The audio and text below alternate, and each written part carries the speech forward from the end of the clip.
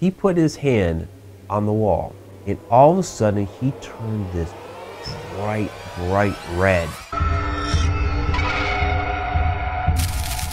Welcome to Friday Night Ghost Frights. I'm author and ghost historian Mike Ricksecker. Explore with us. Well, this evening, since we have a lot of new subscribers to the channel, I wanted to cover my personal beginnings, my personal ghost story, and how I got started in this field. Some of you may have already heard this story, but I'm going to offer in a few more details, and actually I have a little bit of show and tell this evening too.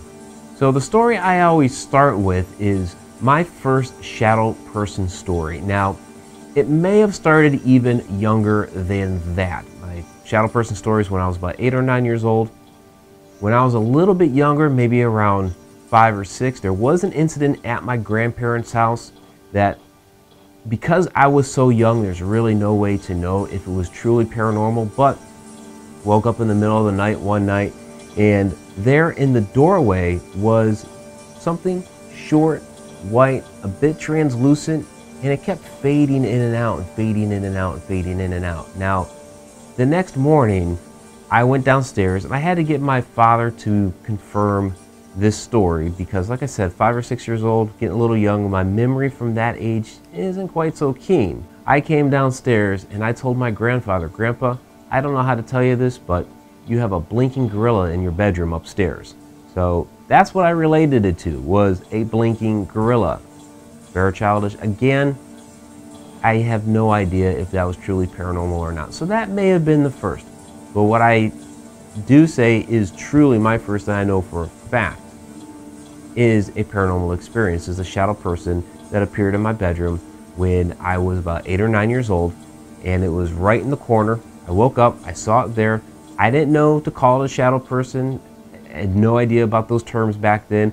I thought there was an intruder in my bedroom, that there was a person standing there. So I tried to scream, and I couldn't.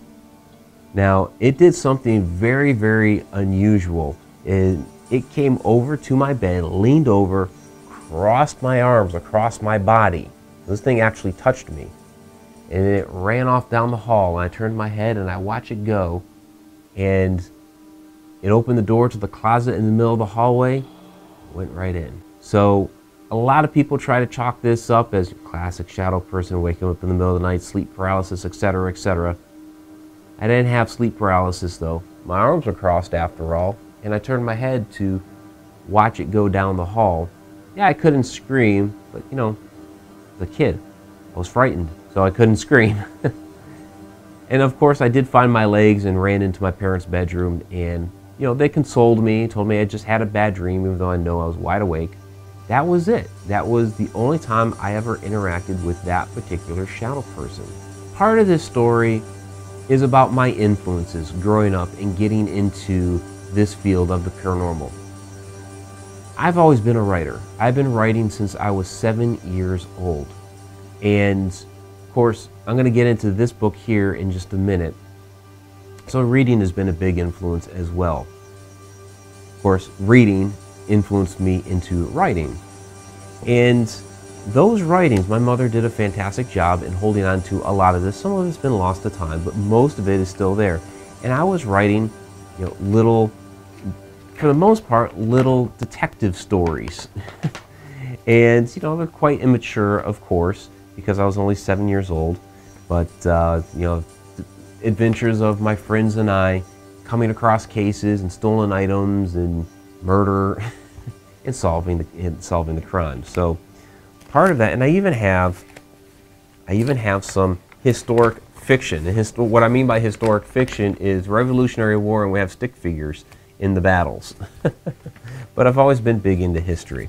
So part of that, however, were some little ghost stories, such as one scary night I walked on a haunted street and by haunted homes. No one was on the street or in their home. Then a lady came to me and said if I could have a raven. So this is, the title of the story is The Raven. So I'm inspired at 7 years old by Edgar Allan Poe. Yeah, go figure that. Something that my mother did when we moved out of Massachusetts when I was a kid. I lived in Massachusetts from when I was 3 until I was 13 years old. originally from Ohio. Well, we were moving back to Ohio. And in order to remember the place that I had spent the past 10 years of my life in a very different kind of way, so I'd grown up learning all about Revolutionary War and, you know, the founding of the colony of Massachusetts and, you know, Plymouth Rock and all that stuff. Well, she bought me this book, Yankee Ghost by Hans Holzer. And actually, when I first started reading this, was on that drive out, going back to Ohio. And at first, as I was reading it, like, okay, this is interesting, this is a little different. And as I read a couple more of the stories, it just dawned on me, whoa, these are real. These are true ghost stories in here. Real hauntings, real experiences, things that really happened. You know, not the type of stuff that I was writing as a kid. It wasn't like, you know, Scooby-Doo that I'd seen, you know, for so many years on television. Real ghosts.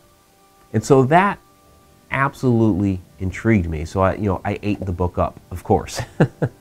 However, I was moving to a small town and books like that weren't necessarily accessible. But one book that was, when I got into high school, was the Amityville Horror.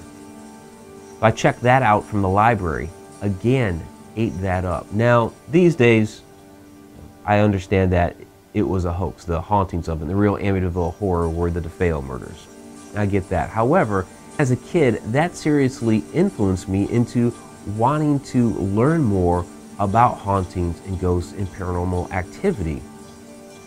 I remember I kind of freaked out my little girlfriend that I had at the time when I told her after reading the book that I wanted to go to the Amityville house and discover what really happens there. She thought I was absolutely crazy, but she thought I was supposed to be scared by the book. No, I wasn't scared by it. I was intrigued. Now, another one of those interesting things after we had made that move back to Ohio was the house that I had moved into. Now, I'm not going to say that it was haunted. My dad, who actually doesn't believe in ghosts, did make an interesting remark that prior to us moving in there, that a number of people had been in and out of that house in succession very quickly.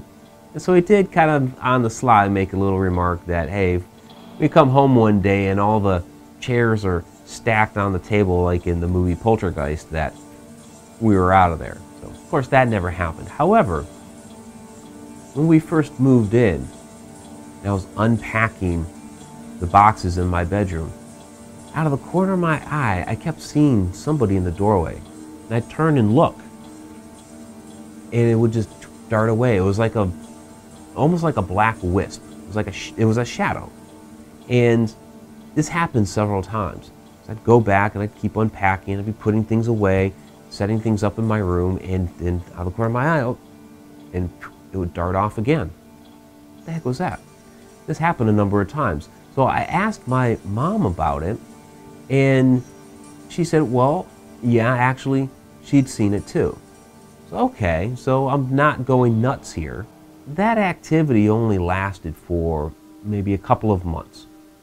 And then it went away, never to be seen again. And I ended up living in a house for 5 years until I graduated high school. Never saw it again. So I chalked it up to something that was there, was curious about us moving in, deemed that we were okay, and went on its merry way. For a while I was calling it Tom, like peeping Tom, and you know, it'd peek in the doorway and I'd be like, hey Tom, and it would dart off. But after those first couple months, it was just gone. When I was a sophomore, a friend of mine and I had gone to visit another friend of ours in the downtown part, more historic section of the town that we lived in. And we're just sitting down, shooting the shit, you know, having a good time, just chatting about all kinds of different things, you know, of course, mostly about whatever school drama was going on at the time, right? Well, all of a sudden, the girl whose house we had gone to tells us that she thinks her house is haunted. Well, of course, my ears perk up. This is kind of interesting. Haunted house, huh? Okay. And I, of course, remember, previous year, I'd been really into Amityville Horror. So, oh, cool. Okay, what's going on here? So she tells us a story about how every time she tacks something up on this one wall in her bedroom, that things will fall down off the wall. She also tells us that, well, there's a old family cemetery in the backyard. Of course, that was quite common for older houses. And she also threw in there that her house looked a little bit like the Amityville house. Of course, that was irrelevant, but you know, throw it in there for good measure, right? So we go on upstairs. We're going to check this out and see what's going on with tacking things up on the wall and seeing what falls down. So we're checking out the wall. We're taking a look at it, you know, putting things up on the wall, stuff like that. And my friend, and I didn't know this about my friend at the time that was with me, he was a sensitive. And he put his hand on the wall, the palm flat, and all of a sudden he turned this bright red. It started sweating profusely. I mean, sweat was just pouring off him, red as all could be. It was like, what in the world just happened to my friend? And you know, he pulls his hand away. He's like, wow, what in the world was that?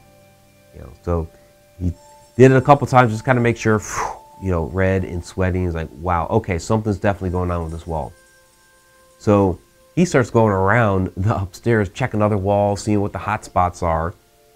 You know, and I'm like looking at that wall, like, wow, what in the world did I just witness?